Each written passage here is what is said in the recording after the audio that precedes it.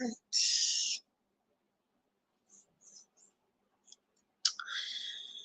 Hello, everybody. What's up? Yes, hello. This is Gina Ifoe, the one and only African superstar, the only one, international award-winning musician based in Accra, Ghana. Big shout outs to all of the viewers and supporters of the Afrikan Superstar platform. By now, you guys may or may not be aware that our platform has been demonetized. It's been going on for a few weeks now, which explains my scarcity. I've posted about it on the community tab, and I've also talked about it in previous live streams. So I'm not posting regularly, and a lot of my content is not currently available. Yes, it's like that. Big shout outs, guys. If you're here, you know the protocol. Make sure that you like the stream, obviously. And currently, since we're demonetized, that means that you can't utilize super chat. So if you do want to donate to the platform, you can utilize Cashapp, PayPal, Zelle. The details are scrolling across the bottom of the screen. Yes, indeed. And if you're here in Ghana and you want to send Momo, that's fine as well. Yes. This topic came up yesterday, and I want to talk about it because I think a lot of times, you know, we get caught up in the semantics of certain situations, and we don't realize the root cause of these situations, and we kind of funnel our anger and our ignorance on each other instead of realizing that we have a common enemy. So big shout outs to the family. Hello, guys, are you here? Hello, if you're here, let me get a greeting in the chat room. Please be on code, be on code, be on code, be on code. The code is you come in the room, you like the stream, you engage in the chat room. I just want to make sure you guys can hear me. I want to make sure you guys can hear me before I get into this topic. What's up, family? If you are here, please make your presence be known. Can you guys hear me? Can you hear me? Hello? Hello, hello, hello, hello. What's up, fam? Are you guys here? Always a struggle. So we have 3 of you guys here, but I don't know. Let me just make sure because I always have to check. There's been situations where I've started talking and then it's like nobody can hear me and I don't realize for a while. All right. Thanks, Brown Coat Blue. Thank you so much. Yes. All right. Perfect. Yes. So today's topic is diaspora wars. We have a common enemy. Unfortunately, there are some perceptions and things like that continentals have of the diaspora, Black Americans, Jamaicans, all this kind of stuff.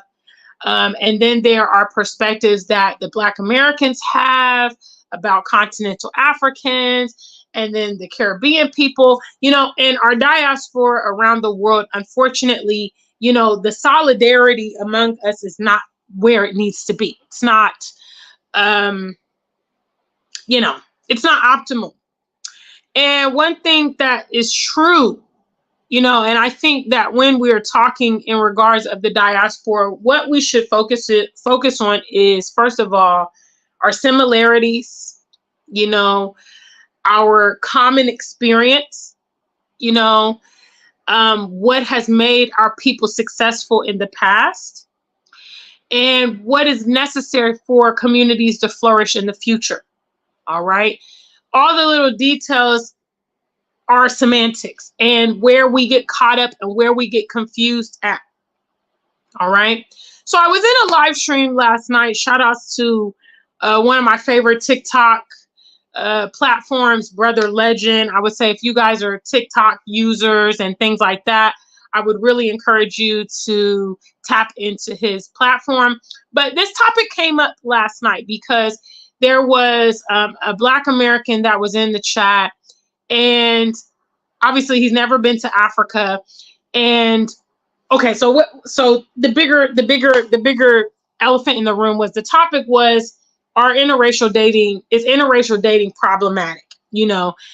this question that comes up often, can you be a pro-Black and date interracially? Which the answer is obviously no. But there was a Nigerian man from, continental Nigerian man that came up on the platform, and he was, talking this very regurgitated ideology, which many diasporans that come here to the continent have had this conversation. They've encountered people that have these perspectives and so on and so forth. This kind of kumbaya, we can all get along, forgiveness, it's in the past, all this kind of thing. And so after he was off the platform, this Black American who was a moderator, he was like, I just don't understand how continentals can be so oblivious to what's going on. They're not Pan-African. They don't, identify as Black a lot of times. They will segregate themselves from, Western Blacks. When they move abroad, they'll live among their communities with their people and so on and so forth. And he just couldn't get it through his mind why this was happening, that people are actually living here on the continent and real time as their countries are being affected by these colonial agreements. Their minerals are being taken. Some of their countries are not receiving, not being developed, promises not being kept. And he couldn't get it. He couldn't understand it. And the reality is that we have a common enemy. Shout out to any world travelers in the building. Do we have any world travelers? We got a few of you guys here. If I have any world travelers, let me see a number one. A world traveler would be someone who has been to international countries. All right. So if you're an American and you've never left America, you're not an international traveler. Okay. If you've done a couple cruises, I'm sorry, that doesn't really kind of count because the Caribbean, obviously the Caribbean are international, but I'm talking about, hitting Asia, going to Latin America, going to Africa, going to the Latin world. Okay. Different cultures, different languages, that kind of thing. When you're an international traveler, you will see that there are some tweaks in regards to the diaspora, how they might function. There will be some different cultural things that go on. But you will also see that there are some similarities among us all. So shout outs to my international travelers. What are some of the similarities that the diaspora faces? Okay, irrespective if you're in Canada, if you're in Europe, if you are in Asia, if you are, in Latin America, if you're in America, if you're in England, what are some unanimous things that our people encounter in these settings? What are some unanimous things that our people encounter in this setting? You see, the reality is that people here on the continent, albeit that they are living here on the continent, in many ways, they're not in control of their society. All right. They're not in control of their government. They're not in control of their education. They're not in control of their media. The Western forces are still largely involved in all of these avenues, which means that it will shape and impact a person's mind. Now, mind you, when you go to China, who's in charge of Chinese media? Is it America? Russia. Who's in charge of the Russian media? Who's in charge of the Saudi Arabian media or the media in Dubai? Unfortunately, here on the continent, African nations are not in control of these instances, which means the people are colonized. They're colonized. Yes, they are Africans. Yes, they're living right here on the homeland. But guess what? Guess what? In the same way a Black American or a Black British growing up in these lands will get a non-comprehensive, non-accurate education, Okay, even if they're going to top schools, even if they're going to private schools, they're going to Montessori schools, whatever. Okay, they're going to Ivy League, you know, universities, or they're going to top international. That education and curriculum is not designed for our people. You understand?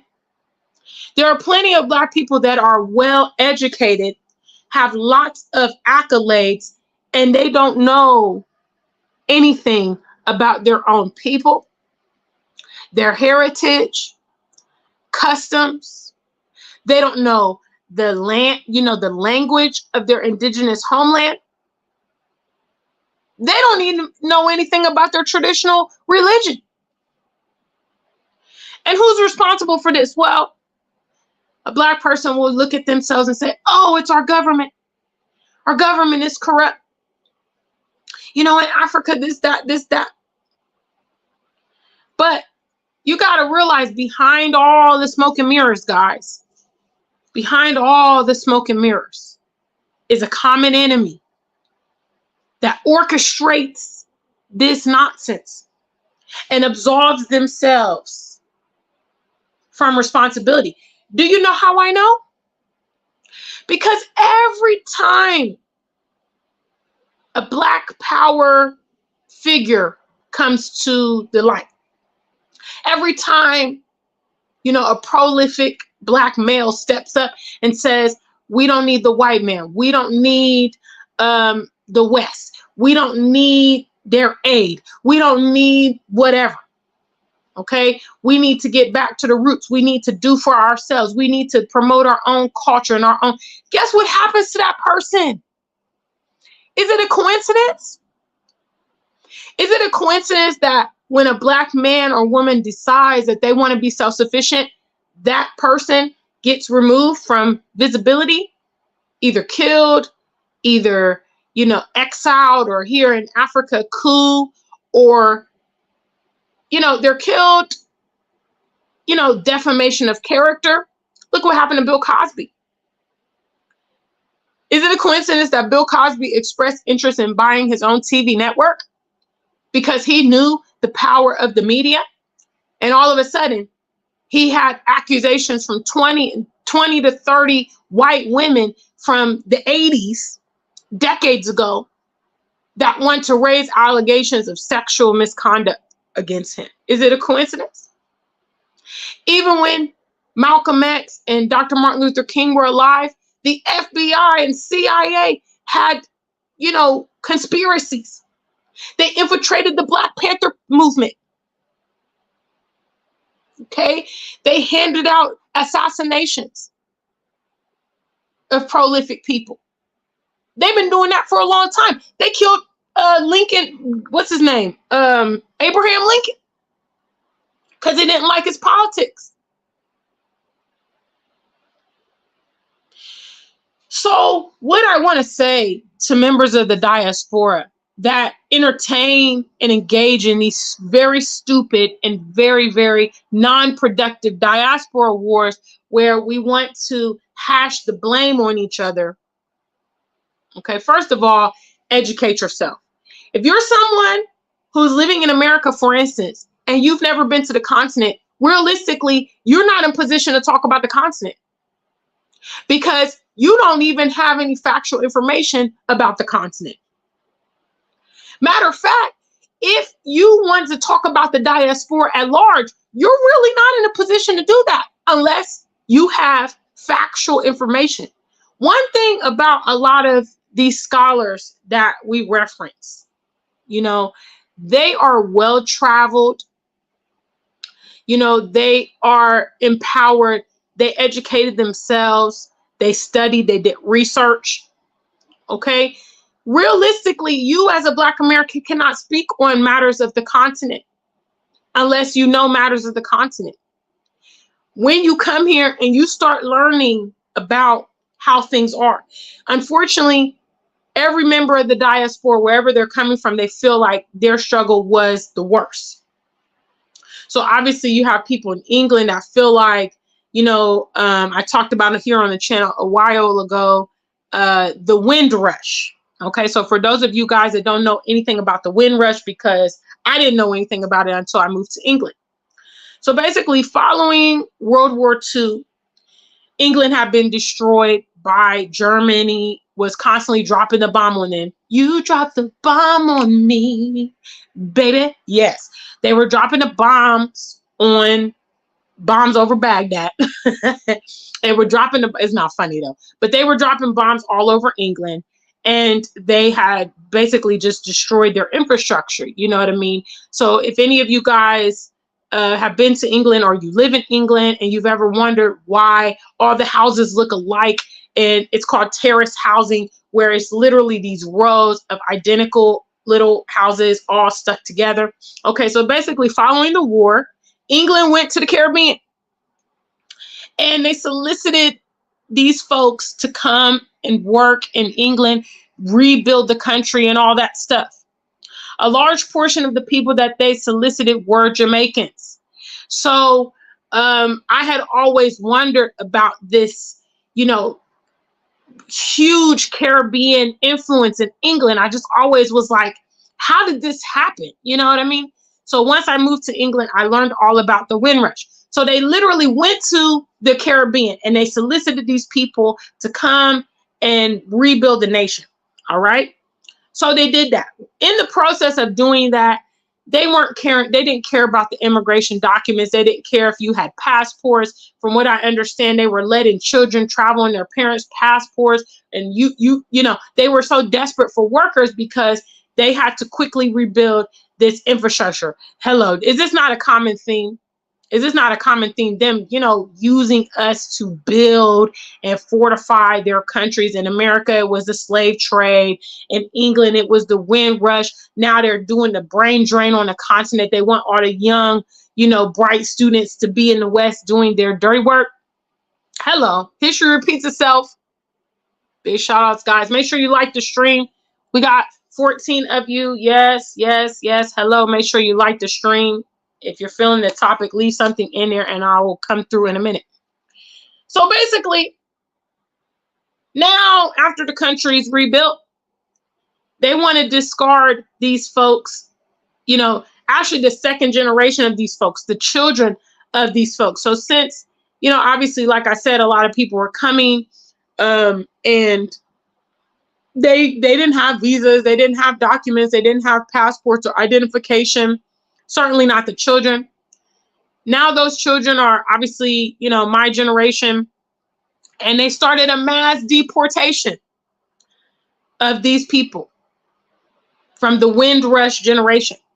Some of these people were born and raised in England, but they're considered undocumented people, and they're now trying to deport them back to Jamaica and all across the Caribbean, and it's been a big deal and everything like that. So, you see, we have a common enemy.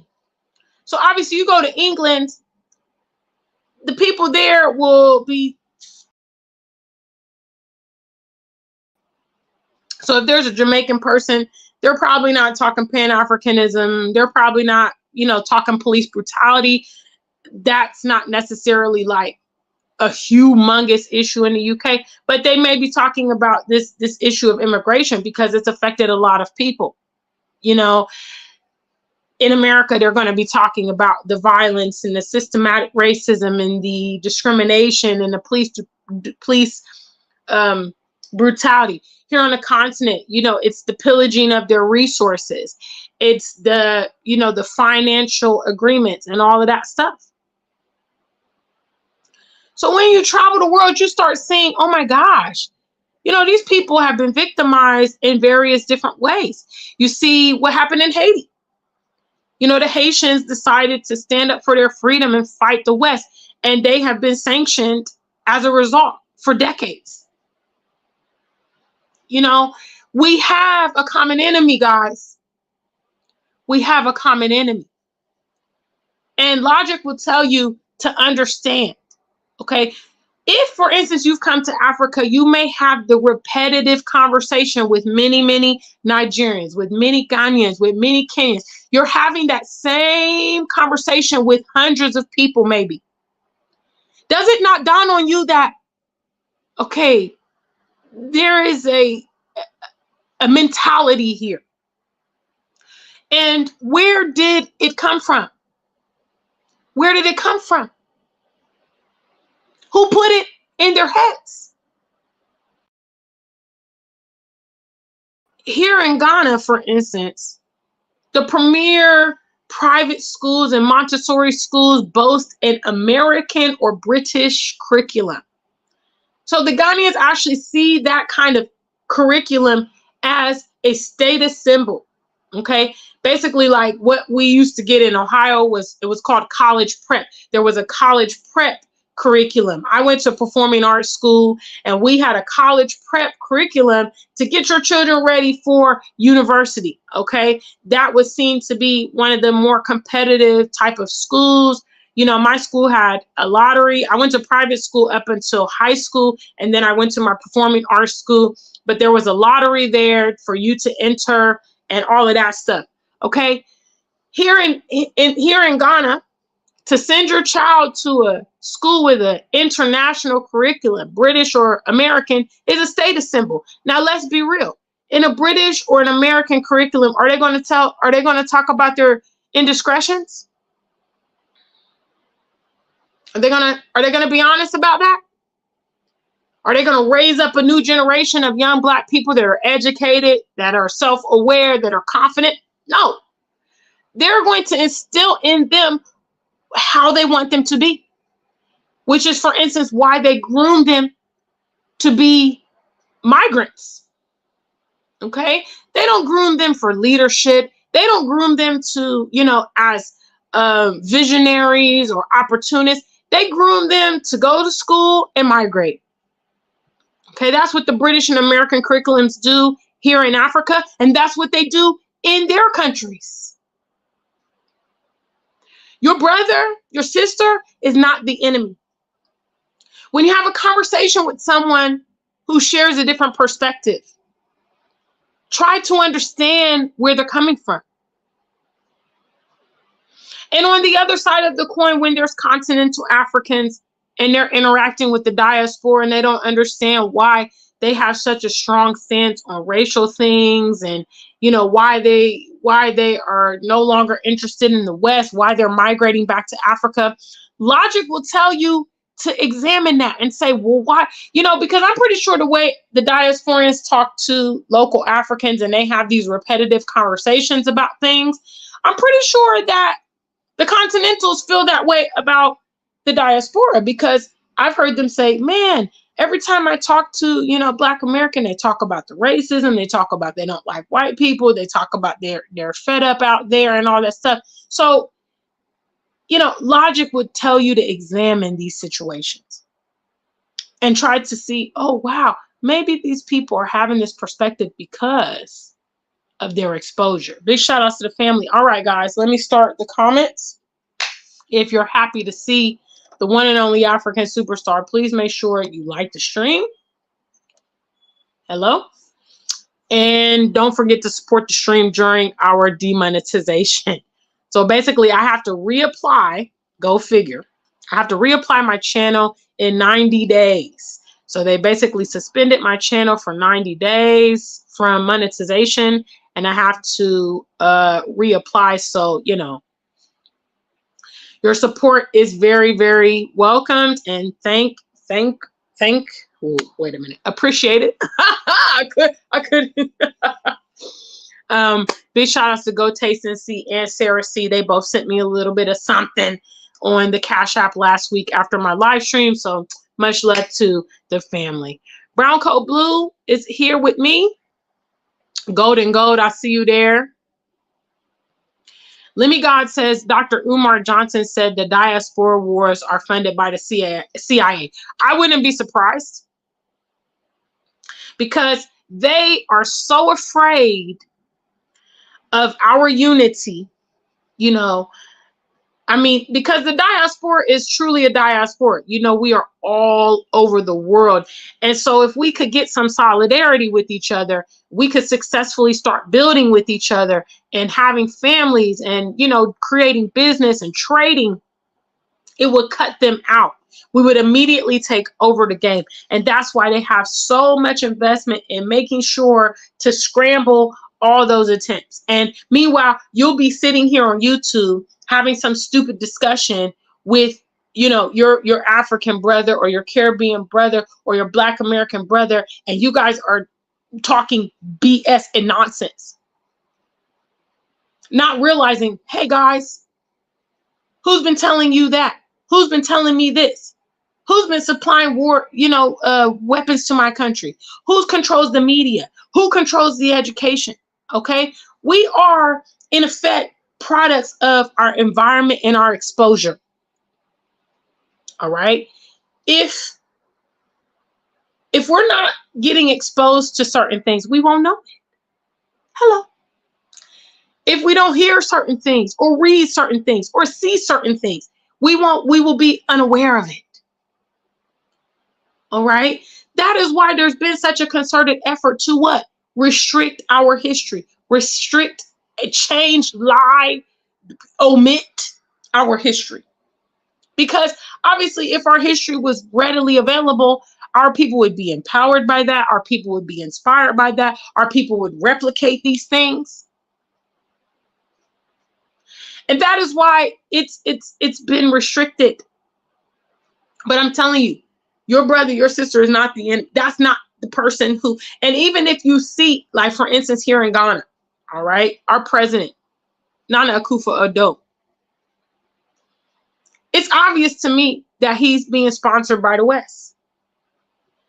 A lot of his political decisions, they all align with Western politics. They don't reflect what the average Ghanaian needs or what they want. Okay.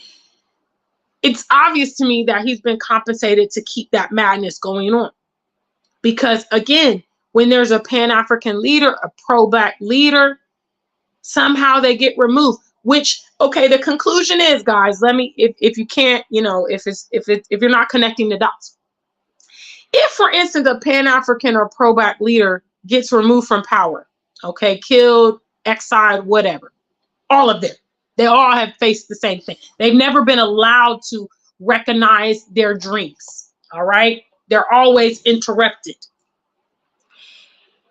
If that's the fate of those type of leaders, and that's what has been their fate historically, and then you see these other leaders who live unopposed, run for, were keeping office for decades, like Paul Biya, who is the president in Cameroon, or Buhari, who was the president in Nigeria.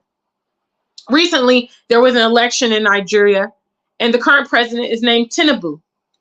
Everybody knows that Tinubu stole the election. The other candidate was the one who received all the votes and who the country wanted. But they swung it in his favor the same way they do in America. Okay, y'all remember a man named Al Gore? Do y'all remember that? Do y'all remember how he won the election and then they decided to do a recount in where?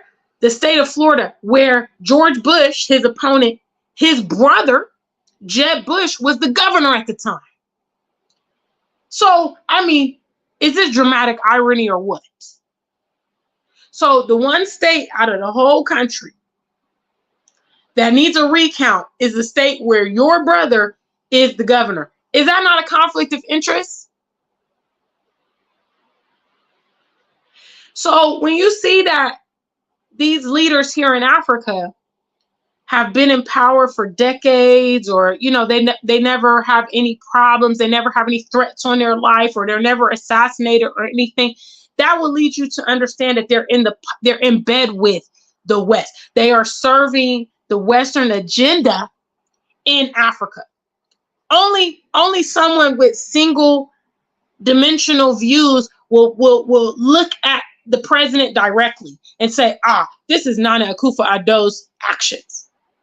An intellectual will say, nah, this man can't be that stupid to be doing these kind of things.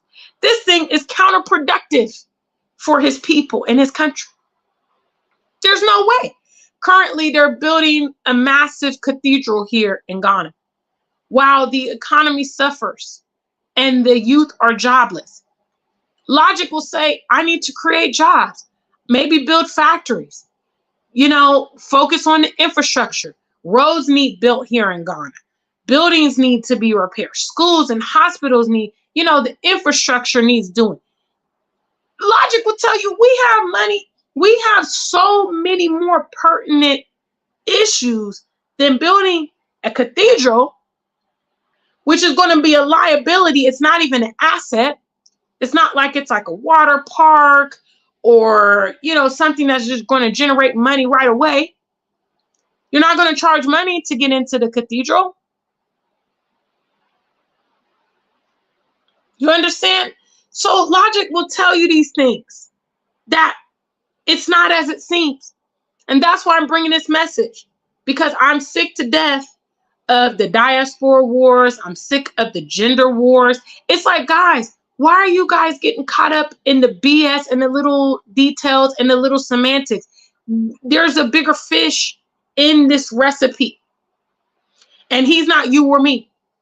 But he set the stage, and now you and me are quarreling, and you and me have non-productive behavior because of, you know, this common denominator that we have. Because if we look at the situation that our people face globally, we have a common denominator as to where the cause is. And that common denominator ain't you or I, buddy. Big shout outs to Lemmy God in the building. What's up, Wildfire? I see you. Afroscope TV is in the building.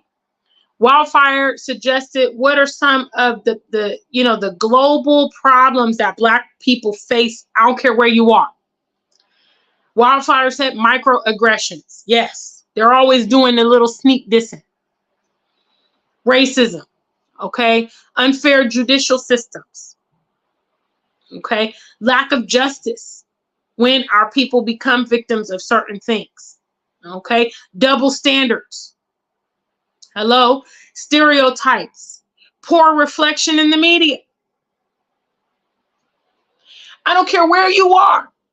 There's depictions of Chinese people being racist. Currently, between Israel and Palestine, there's been racism on both sides of those coins. Even in Ukraine, when the war broke out, the Ukrainian people were being racist against the African students, not letting them board the trains and all this kind of stuff. Global. Our people face it. Instead of us saying, hey, man, I know you live in Europe and I live in America and we have some differences, but these things are consistent irrespective of our location. Let's bond on that and let's focus on that.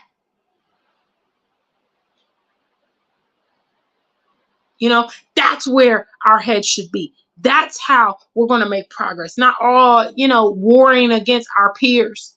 Warring against our peers that are in the same situation that we're in. Doesn't make sense. Y'all don't want to hold who's really responsible. Big shout outs. What's up? He says, I live in Oz. There is systematic racism against Aborigines, and due to an increase in Indian and African migrants, there is an increase in racism against both Indian and Africans. On another note, there is high sexual fetishes on the continental Africans. Yes, our people get fooled into believing they are light. They can't tell the difference between love and fetish. That's, I mean, that's the truth. You know, they are, unfortunately, when they migrate to these foreign countries, they are, as we say here in Ghana, JJC, Johnny just come. Okay, means you're new in the country, you don't know anything. They get befriended by these, you know, local people wherever they go, and these local people are fetishizing them. They do have agendas. You know, it's a fact.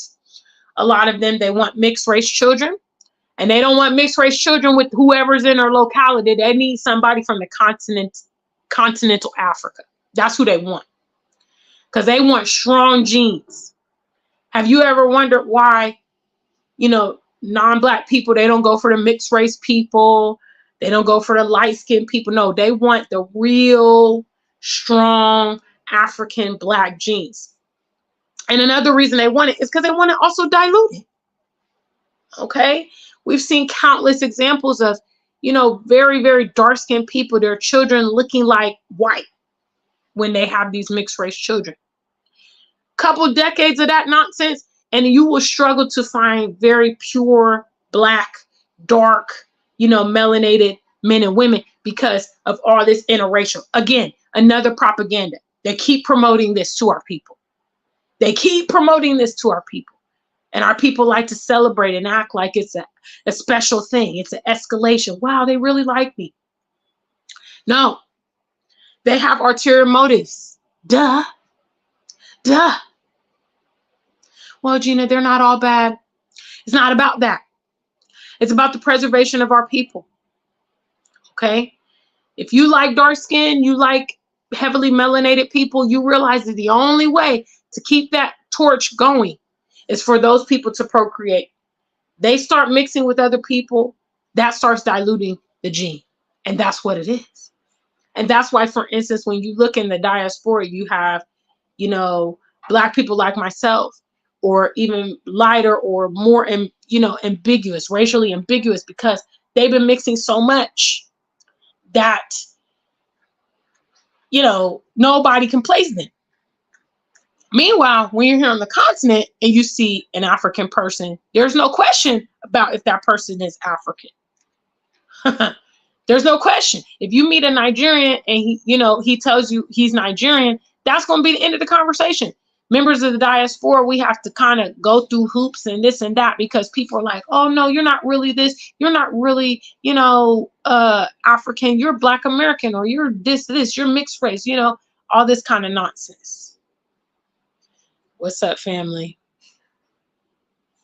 Brown Coat Blue says the FBI has maintained a whole department dedicated to possible rising Black messiahs. I believe it. Yeah. Lemmy God brings up John Magufuli, who is the former president of Tanzania. During COVID, he was rejecting the West. He refused to shut his borders. You know, he opened his borders up to the diaspora. He wasn't complying with their vaccines. He was just like, wow. All of a sudden, he turned up and they said he died of COVID.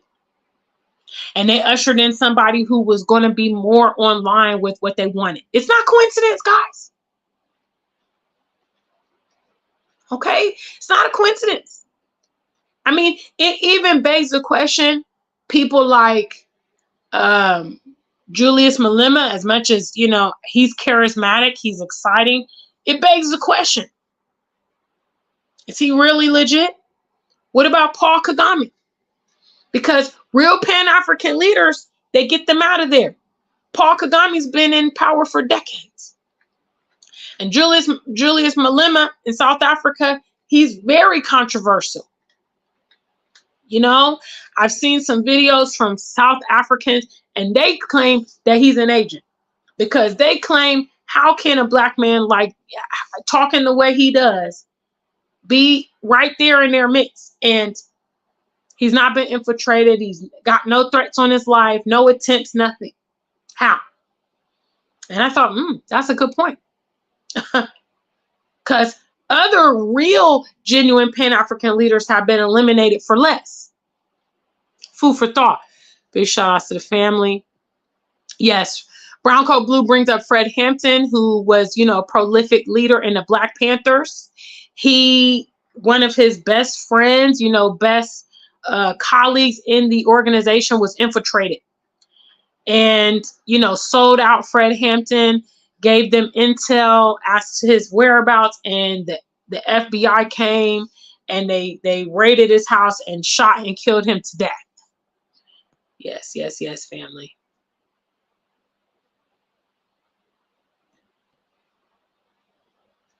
I'd say Brown Coat Blue, probably PLO Lumumba more than Wodamaya. Wodamaya is not that controversial, if we're going to be honest. You know, Wodamaya makes feel-good content. He's not political. He's not Pan-African. He kind of strays from difficult topics, you know. I mean, which is why his channel has risen to the heights that it has. Because other real Pan-African, real controversial, you know, personalities like myself and others. You know, we faced our platform being demonetized, taken down, being reported, you know, all this stuff. We've had to start our platforms over multiple times. Well, Maya has never faced that. So my understanding is that he wouldn't be considered a threat.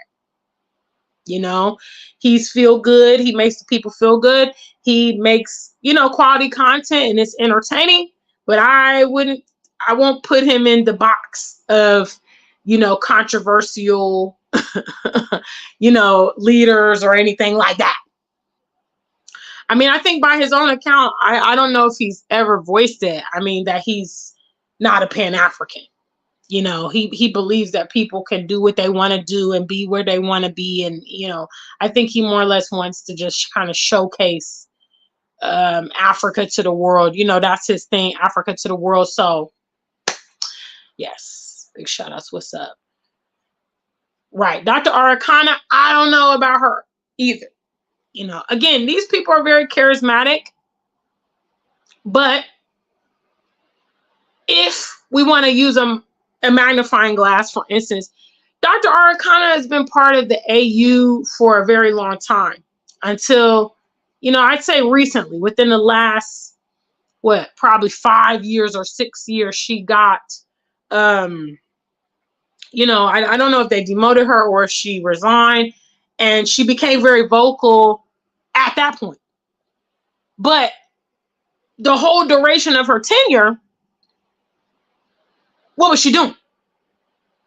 You see, guys, I mean, I don't know, something must be wrong with me because I'm analyzing all these things. You know, when you talk the talk, do you walk the walk?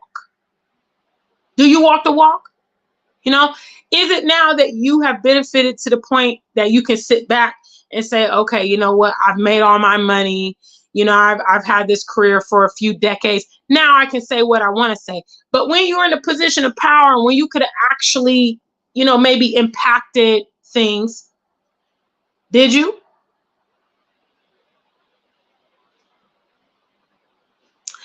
Big shout outs. Guys, make sure you hit the likes. Make sure you hit the likes. There's 17 of you guys here, so please make that be reflected. What's up, Sarah C? I see you in the building. Lemmy God says Germany also signed a mass migration program with skilled Kenyans to boost labor market. Sadly, the visionless Kenyan leader Ruto signed that terrible deal. Currently here in Ghana, Canada is heavily recruiting Ghanaians. Heavily. You know, I mean, I see adverts all the time. You know, come and finish your education in Canada. You see, Black Americans, for instance, will be on the side that, well, you know, Africa must not be this nice because all these Africans are mass migrating here. But you don't know that the West is advertising and recruiting them here. Hello? You see, we have a common enemy. The same people is always behind it. Meanwhile, when the migrants get to America, they're going to be treated like, you know, what are you doing here? You're poor, you know, all this stuff. Meanwhile, here in Africa, they're recruiting and inviting them. You know, did you know that they do a lottery here and give away visas to America? Did you know that? Every year. You know, not every foreign person that you encounter in the West has come there illegally or whatever. A lot of times they've gone through the channels, they've gotten visas, they've come for education or jobs. Duh. Let's be real. Because if these people, if these Western nations didn't really want migrants in, they could see to it that they wouldn't happen. For instance, the UK, they have a big Muslim and Arab population, right? Well, they have restricted Syria. You know, they've restricted relationships with Syria. All right. I know in America, they've restricted, you know, the immigration process to a lot of Middle Eastern nations because they're worried about ISIS and worried about all that stuff. You see, They want us to be there for the premise that they want us to be there for. They actually need us to be there for the premise that they want us there for. Because if they didn't really want Africans coming to America, or they didn't really want Caribbeans coming to America, or they didn't really want the Mexicans coming, they would put a stop to it. Duh. But again, people just look surfacely. All these immigrants coming here, you know, all these illegal immigrants coming here. How do they get here? How did they get there? Hello. Shout out to all my international travelers. Have you ever gone through the drama at the airport with the TSA? You know, they're looking at your documents. They're saying, oh, you know, what are you going to do here and there? How exactly do you think that thousands of illegal people are entering America? How are they taking flights from their country? You think all of them are coming across the border? You think all of them are running up through Mexico or coming in through Canada? Do you really think so? Huh? No. Definitely that element exists, but I'm telling you, the vast majority of these migrants going to the West is sanctioned. It's known. It's encouraged. It's advertised. Big shout outs. What's up, family? What's up, Tuco? Good to see you. Big shout outs to the family. African Diaspora Archivist says they are extremely keen to capture our precious resource to their higher education institutions, our minds to extract our innovative ideas locked away in their knowledge repository. That's, you know, they historically, they want to siphon whatever they can from us. They don't want us to benefit, and they don't want to give us credit for it. But they want to suck everything, you know, down to our own organs. They want everything that we possess. Our minerals, they want our looks, our intelligence, they want our melanin, they want our sex, they want our seed, they want, you know, they want to reproduce with us. They want to discard us, the actual being. But before that, they want to soak it. I mean, if they could actually wear our skin, I'm sure they would do that too. I'm sure. If they could actually extract our hair, and I'm sure they would do that. I know I read somewhere during the slave trade, they actually took teeth from the slaves and created dentures for some of the elites because the African teeth were so strong. I mean, and let's be real, we've seen European teeth, we've seen British teeth. And look, I lived in England for 3 years, okay? Dental care is not the best. And they actually think it's cultural. It's like a cultural thing. So they don't really feel no type of way when they have those, you know, crippled teeth and, you know, jagged little jack-o'-lantern teeth. They don't really care because they're like, well, it's part of our culture. You know, we drink a lot of tea, and therefore the tea stains your teeth. And then if you're not really, you know, really avid with your dental care, it's going to ruin your teeth. And it's just the facts. Big shout outs. What's up, guys? What's up, Michael? I'm just doing shout outs. I'm going through and seeing all you guys today.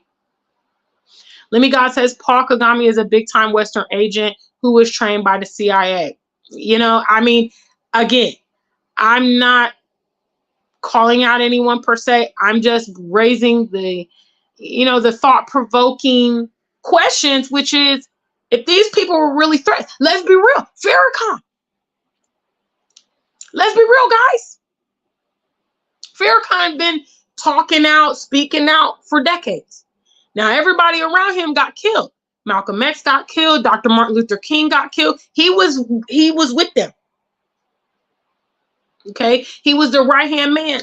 He was associated with them. Why did they get it and he didn't? Why? You got to question. Because I'm telling you, the real freedom fighters suffer for that ideology. Yes, they do. Okay, they suffer, they lose, they get setbacks. You know, they go through hardships because they're, you know, at first they're going to try to punish you to get you to shut up and cooperate. You know, they might even solicit you with some kind of things, you know, okay, well, just do this or that, Gina. You know, why do you have to talk like this? That's why a lot of people in this Pan-African space, they're sellouts. Let me be real. Even here on YouTube. Okay? The content that gets all the views is junk content. You know, and I know some of you guys like it. You know, it's entertaining. I know. But those platforms are going to get pushed to the top of the charts, and more meaningful conversations are not. You know, am I hating on them? No, I'm not, because I know how the game works. It's the same way that there are actually like musicians and talented artists, and they won't sell out. They do not get the spotlight that the sellouts get. The spotlight is a byproduct of selling out. That's how you get it, because no actual like genuine person has ever been that super famous. No. They want to suppress that person. They want to eliminate that person. If that person somehow manages to, you know, capture the hearts of the people, that's when they get rid of them. Big shout outs, family.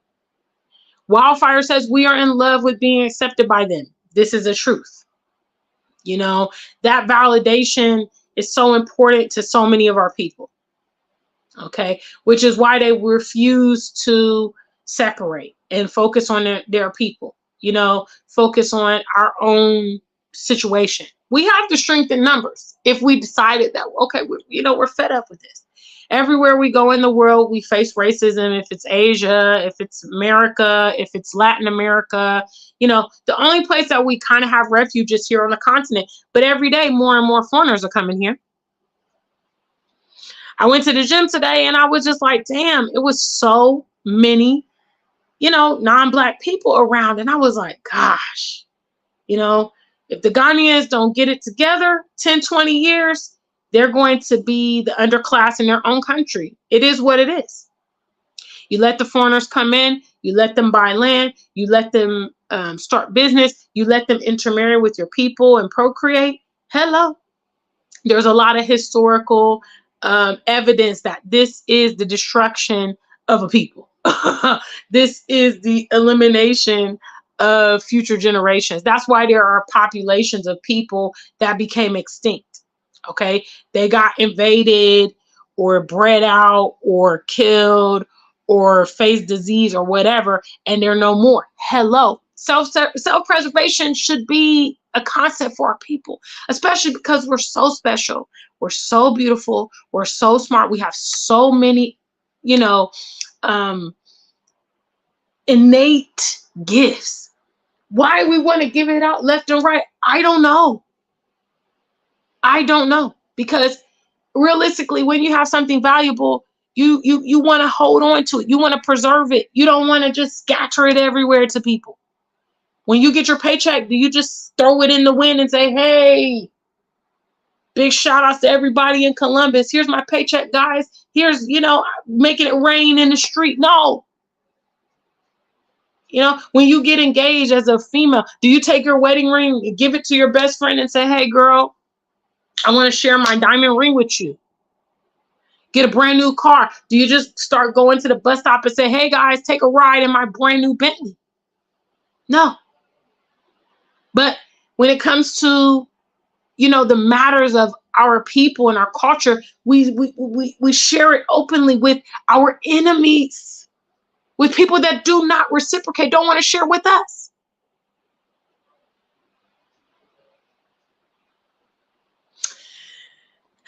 Big shout outs. What's up? What's up? What's up? What's up, family? Lemmy God says Dr. Kambon is no longer on YouTube because he's too real. A lot of people got banned. A lot of people have lost their platforms and all that. You know, the real ones. So again, if we just deduce, you know, and if any of the people that I've mentioned on this, you know, episode, if you want to, you know, feel some type of way, I'm not hating on you. I'm just saying it as it is. I'm just saying it as it is. You shouldn't be disillusioned that your content is is more entertainment than substance. Okay. And you are not controversial either by design or whatever. You know, which is why you don't face the same scrutiny that other channels do. You know what I mean? It is what it is. I'm not knocking you. People have various reasons for being in social media. Okay. A lot of social media personalities want the cash.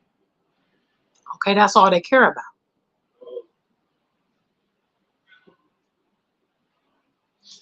And if cash is what you want, then politically correct is what you got to be.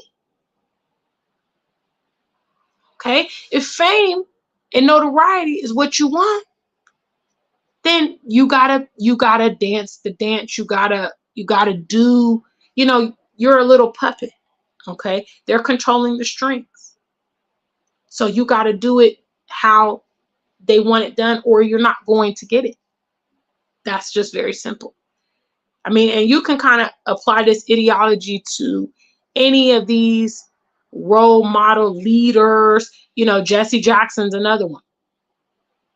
You know, you can look at them and say, okay, if this person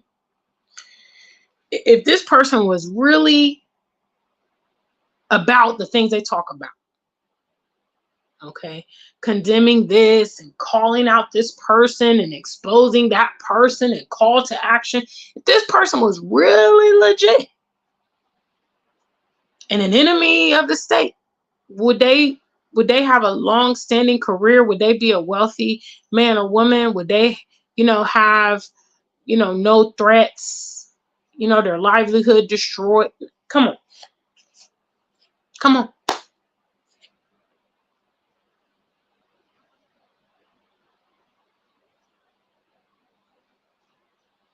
Shout outs. What's up? What's up? What's up, guys?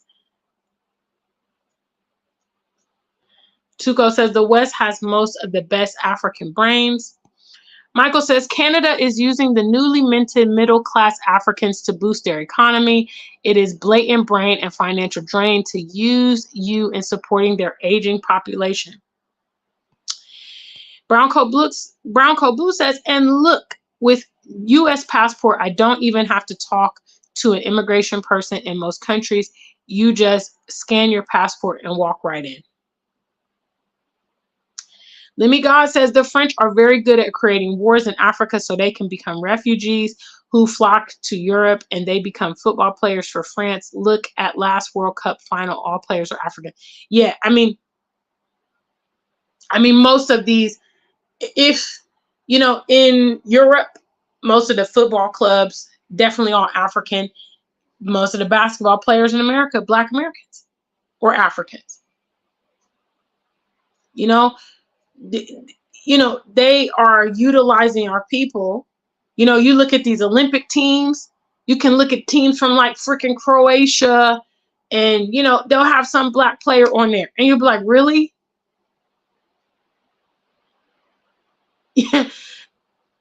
They want to siphon everything, like I talked about earlier.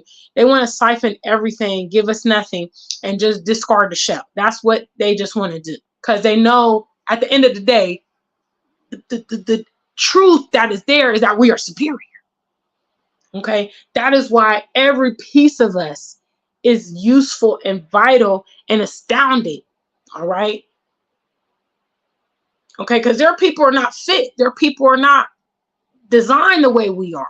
Okay, they don't have the resilience, they don't have the physique, they don't have the skill, they don't have, you know, they don't have it, you know. So what they do is they use their mediums to manipulate the world, okay, as to say their countries are the best, their people are the most beautiful, you know, their historical contributions and all of that.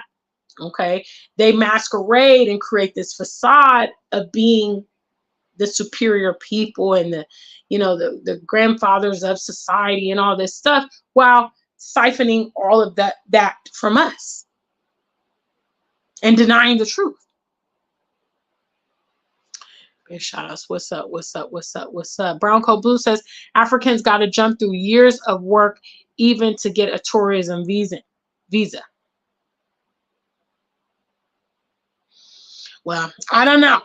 I don't know, Brown Coat Blue. I have had to suspend judgment on, again, these mainstream characters. Like I said, I personally had a South African person send me a lot of content about Julius Malema. And it just kind of, it did click. It did make sense. And I thought, wow, you're right. Because he said that, Julius Malema is like a millionaire in South Africa. He moves with this major security team and all this stuff. And, the South Africans said, well, how can a person like you afford that? The EFF, his party, can they afford to support this? And I thought, you're right. So I don't know. Do your research on some of these folks, guys. Do your research on some of these folks. Because, again, the history tells us that if you are really about that life, the consequences that you face. So if these people are really about that life, but they're not facing those consequences, I don't know. Big shout outs. What's up? What's up? What's up? Boy, I tell you, Lemmy God, he's got a lot to say on this topic. I'm glad that is resonated. I'm getting ready to wrap up, so I'm not going to read all of them. What's up, ATM Tim? Big shout out to the family.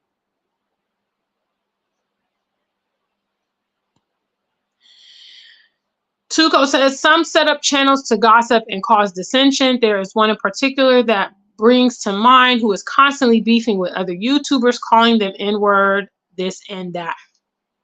I mean, there's a lot of, massive YouTube channels that benefit from, the chaos and stuff, gender wars, the diaspora wars, all this kind of thing. It's a fact.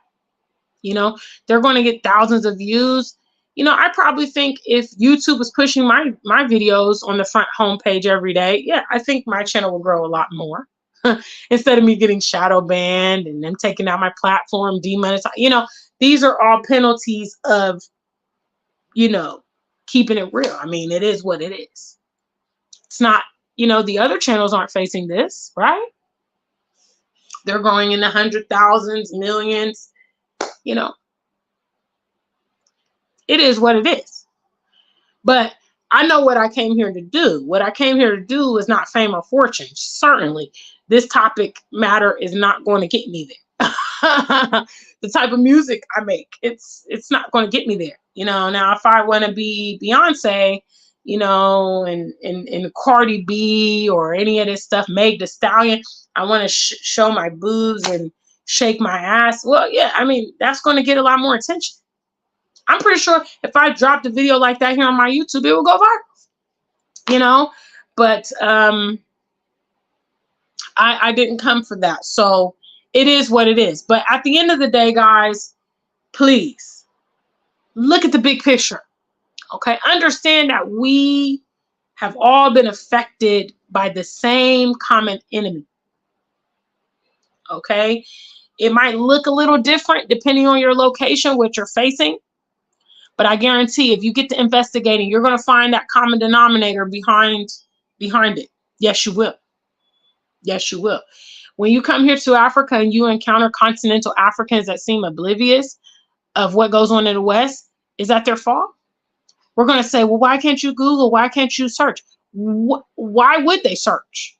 Because the information that they're seeing of the West is showing them beauty. They're being advertised. They're being solicited to travel abroad. They see their friends abroad living the American dream or whatever.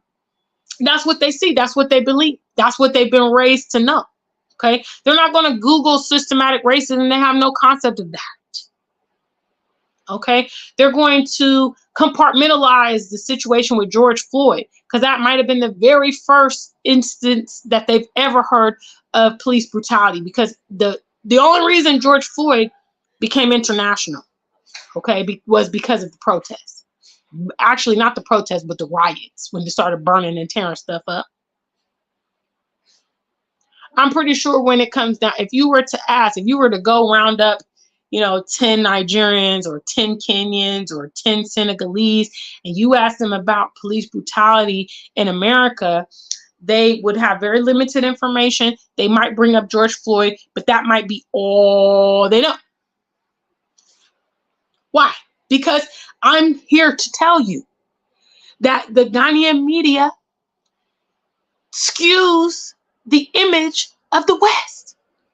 All the drama that's going on in America right now, all the gun violence, all the unrest, all the homelessness, a Ghanaian never sees it. Never sees it through their mainstream media. Okay? You think that, in America, they've had more mass shootings this year so far than days of the year. You would think that would be international news, right? Most of Black Americans, they seem to think that the people here in Africa are getting exposure to what goes on in America. I'm here to tell you, as someone who lives here, they do not see it. They do not hear it. It's not on their radios. It's not on their TV. Okay? Maybe they have a conversation with a diasporian, random, that tells them this and tells them that. That is why, in large part, they reject what we tell them, because it doesn't go along with the exposure that they have. Duh. But again, guys, logic will tell you, well, I believe that the system is cultivating this cognitive dissonance.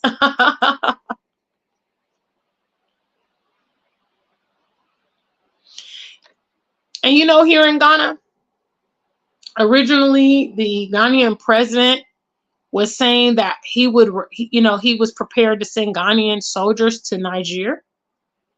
You see, because I'm telling you that the West is behind a lot of these African nations. Okay. In reality, France has been capitalizing on a lot of their former colonies here in Africa. And these countries have had enough, and they're saying, we don't want this relationship with you anymore. Why would another African country go get involved on behalf of the West and go and intervene in that country? Why? You see, but I know that America has a lot of bases here in Africa, apparently. I know they have one here in Ghana as well. So all I'm saying to you guys is, before you battle, other members of the diaspora, before you start pointing the finger at the blame game, think about the bigger picture.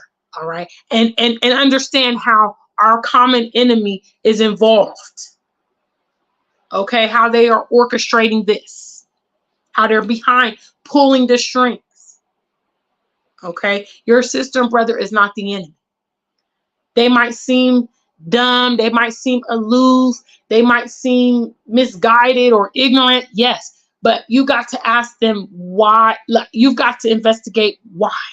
If you saw the type of exposure that the people here on the continent got of the West, okay, how many of their family and friends abroad perpetuated as well, the lack of factual history and media, then yeah, you even if you were here in this setting, you'd be believing the same thing.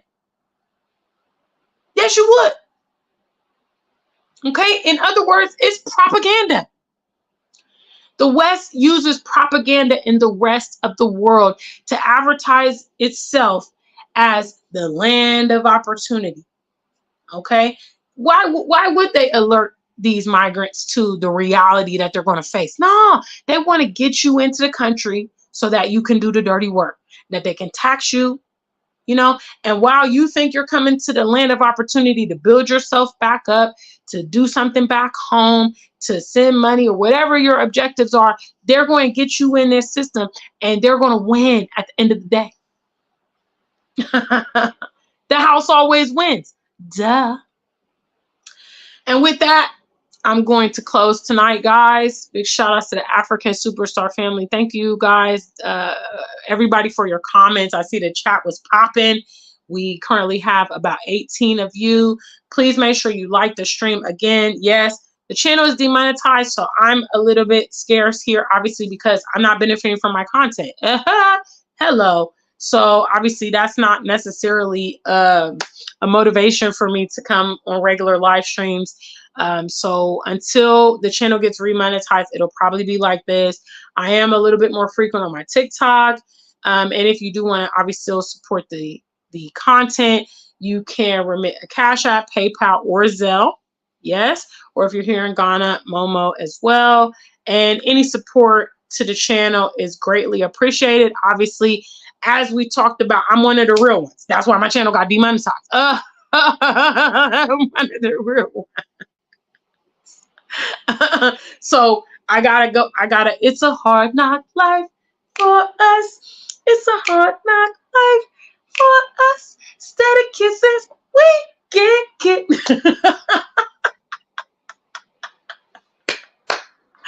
Yes.